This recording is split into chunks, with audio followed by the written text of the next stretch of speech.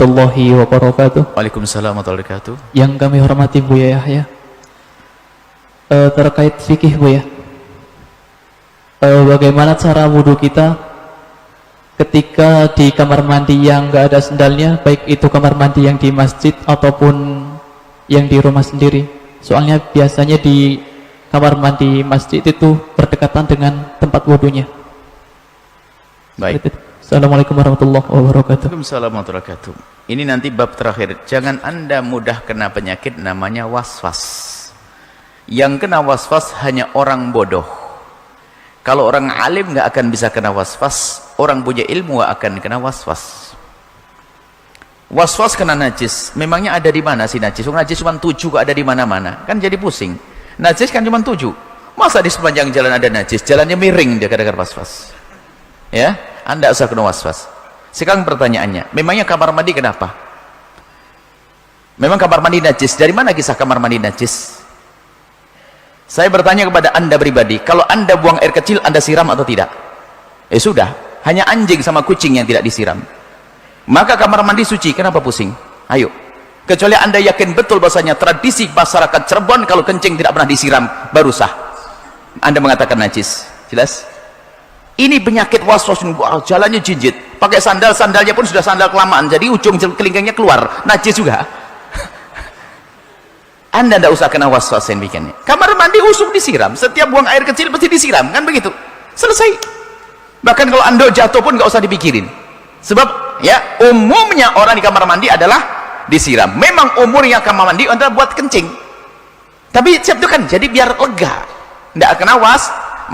Urusan Anda berhati-hati. Setelah dari kamar mandi kemudian Anda cuci lagi, ini lain cerita. Tapi jangan sampai Anda menghukumi kamar mandi najis semuanya. Dari mana itu cerita? Jelas ya?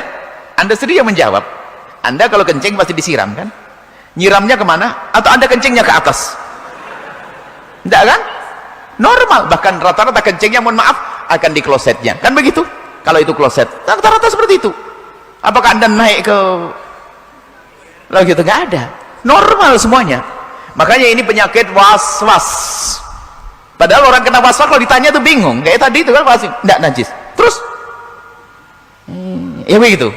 Jadi nggak usah dipikirin, insya Allah tidak najis, kecuali Anda sendiri yang kencing kemudian kemana-mana airnya habis, berarti najis, kaki Anda terkena. Kalau nggak usah diyakini najis. Baik, seperti itu. Jadi jangan sampai gampang kena waswas. Jadi waswas itu sebabnya karena tidak punya ilmu. Tapi kalau orang punya ilmu kok waswas, pasti dia tidak punya ilmu. Pasti tidak punya ilmu. Tidak ada, kata Imam Ghazali, tidak ada orang ahli fikih yang kena waswas. Kalau orang kena waswas pasti fikihnya lemah. Oh nggak najis kok dibilang najis, kan bingung ya. Anda saja nggak pernah belajar ngerti kok. Nah, kan nggak najis, enggak, selesai. Tapi kan umumnya toilet dipakai kencing. Bukan umumnya, memang toilet biasanya pakai kencing, tidak pakai umumnya. Cuman setelah dikencing umumnya disiram, selesai. Supaya ringan kita, supaya nggak kena waswas kemana nu. Pakai kelompen tinggi-tinggi lagi. Sudah begitu licin, kepleset nanti teman. Kita bisa melihat tanda, tapi juga jangan orang terlalu teledor. Gara-gara maksud Buya itu apa? Maksud kami itu, jika Anda masuk rumahnya orang kok ternyata tidak ada sandal, kalau di rumah Anda sendiri membuat sandal, oke, bab ihtiyat, hati-hati. Tapi kalau ke rumahnya orang nggak ada sandalnya, jangan cerewet. Rumahnya orang kok cerewet.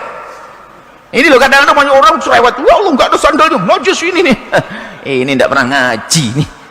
Memang kenapa nih? Memang kadang ini kebiasaan dijadikan seperti hukum. Kebiasaan seperti hukum.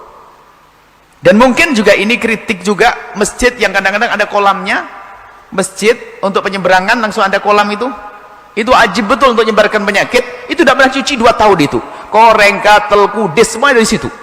Belum lagi sekarang ada penyakit-penyakit nular.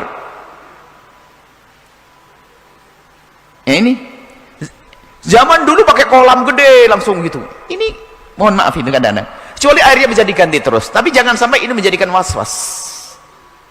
Ilmu ini penting sekali. Ada sebagian masjid lihat, masya Allah, kan sekarang ada goreng-goreng ini kan bisa kudis bersama itu nanti. Pernah yang lihat sebuah masjid Itu boleh-boleh saja, itu ada tujuan mereka. Ulama yang buat pada waktu itu, pada zamannya memang belum banyak keran di mana-mana. Kalau kencing buaya ini, maka dibuatkan semacam itu biar terpisah antara tempat buang kotor yang kurang airnya sampai ke masjid terpisah. Hari ini keran bersih semuanya. Ini bersih keran. Nggak pakai kolam di sini. Pakai kolam nggak di sini? Ada kolamnya. Tapi harus dijaga kebersihannya. Boleh, sah, saya sampaikan. Cuman air harus berganti terus. Sebab ada jenis-jenis penyakit yang gambar berpindah kepada orang lain. Apalagi ada luka dengan luka. Seperti itu. Kalau diadakan, tolong kebersihannya. Di sebuah tempat itu hitam betul.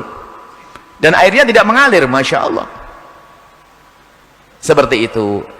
Biasanya menjadi sebab sumber was-was. Kalau orang membuat sesuatu yang namanya hati-hati, itu sah. Seperti kolam tadi. Dari kamar mandi pakai sendal, itu adalah untuk berhati-hati. Tapi jangan jadikan itu hukum semuanya harus seperti itu. Hukum yang sesungguhnya tadi yang kami sampaikan. Anda tidak boleh kena was-was. Tapi di rumahmu sendiri ingin berhati-hati, oke. Tapi kadang di tempat yang lain tidak seperti itu. Wallahu a'lam bishawab.